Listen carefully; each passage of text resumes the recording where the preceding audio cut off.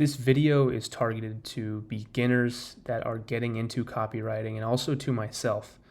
So I started copywriting 50 days ago, and I've learned a ton, made a ton of mistakes.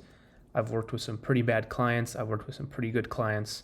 And now I kind of know what to look for as far as sales calls go, as far as what my kind of client I want to work with goes, and also the kind of work I enjoy doing. I had no idea getting into this, what I enjoyed writing about and whose social media accounts I enjoyed making content for. I think for anyone watching this video, if you're a beginner, that is the hardest part, is finding your niche and finding your skill.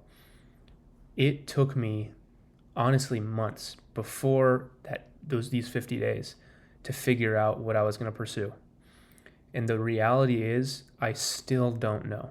And I'm 50 days into copywriting and actually working with clients where I'm making $2,720 per month, which is absurd.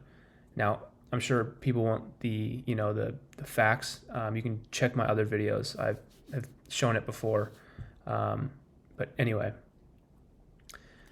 the art of taking a break and resetting yourself is something that I've really had to take a deep, long look at. And for anyone that thinks grinding for 8, 12 hours a day is how you make it happen, yes and no. Because what ends up happening on a day like today, I've been working since 6 a.m.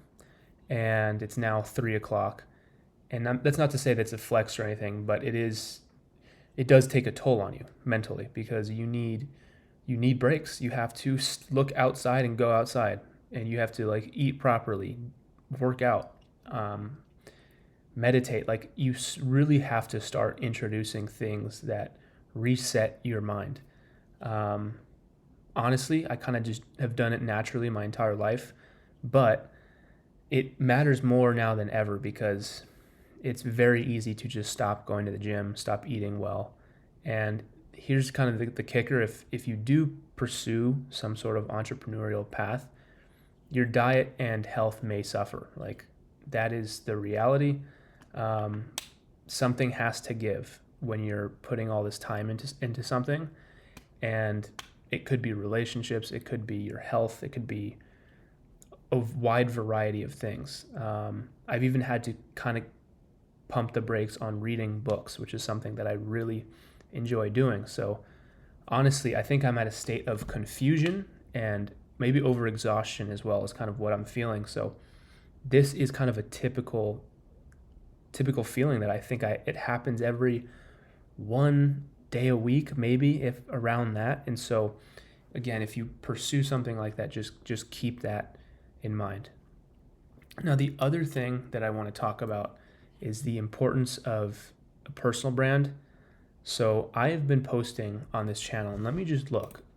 I have 2 videos that are above 7,000 views, which is absurd. I haven't put a single edit into any of these videos. I haven't touched it in editing. I record this video that you're watching right now and I upload it. That's it. And it's just the raw reality of what it's like trying to get to that $10,000 a month. That's why I made this channel, and people are loving it. And it's kind of crazy to me to see. But again, going back to my main point, start a personal brand, document the process. Not only is it cool to look back on, but I have had multiple people reach out to me via Instagram, via Twitter, saying hey, love what you're putting out. I need help with my business. Can you help me? And so it's gotten to the point, and I've said this before, where I have too many clients that I'm working with. The biggest problem that someone starting a business may face, and I've definitely faced it myself, is not charging enough. Initially, I just was I need to get some client reviews under my belt. I really just want to get some income coming. That is the wrong way to think. And it's hard to say that's the wrong way to think, because it's a client. A client's a client. But in the long term, it actually ends up hurting you, not charging enough. So I'm at the point now where if I was talking to a beginner, I would tell you, charge at least, at minimum, $1,500 a month for your service. If you don't understand hourly rates and how fixed prices work, then you're going to be putting in more work than you should be, which if you're starting out, that's probably going to be the case. But just realize after you get 2 to 3 clients, you shouldn't have to be paid under $1,500 a month. Like that is a minimum. Anyway, yeah, that's kind of a whole rundown. I think there's one more thing that I want to speak on that I haven't really talked about much, and that is logging your metrics. And so I think a lot of people, when they start pursuing this sort of this business journey, they kind of just think, what do I need to do day to day? But instead, you need to look at what habits are those is that person that you are at $10,000 a month. What does that look like, right? What habits do they have? That's what you need to look at. And you kind of reverse engineer what they're doing, right? So I said track your metrics. You need to create metrics that you can pretty much do every day to get you to that $10,000 a month, if that makes sense, right? So for example, at first I was doing 10 messages of outreach a day, and I was like, that's pretty good. I feel like I'm providing value. I'm really getting out there. And then I looked at, well, what is it, like with metrics, how many sales calls do I have to get on? How many closes would I have had to have to be at that $10,000 a month?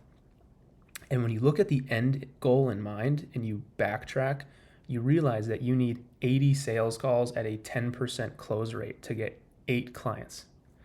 And when you start thinking like that, then you're like, oh, okay, 300 outreach messages gets me X amount of appointments. And obviously every appointment I close at 10% or 20%. So from that, I can get X amount of clients. And so when you start thinking like that, everything changes. And I can't stress that enough. That is so critical. So that is some advice that I'd offer, and some key learning points that they've kind of hit me these past couple of days. So that's it, man. If you guys have been enjoying these videos, I love reading the comments. Just comment on these videos and ask your questions. I always want to help people out. And if you're looking for some sort of community of people to, rely on and help push you into the right direction, check my description. There's a free school community. It's never going to be paid. Go check it out. Highly recommend. I'm going to be doing live calls in there as often as I can. And so, yeah, that is all I got for the video. Again, like, subscribe, comment, and I'll see you guys tomorrow.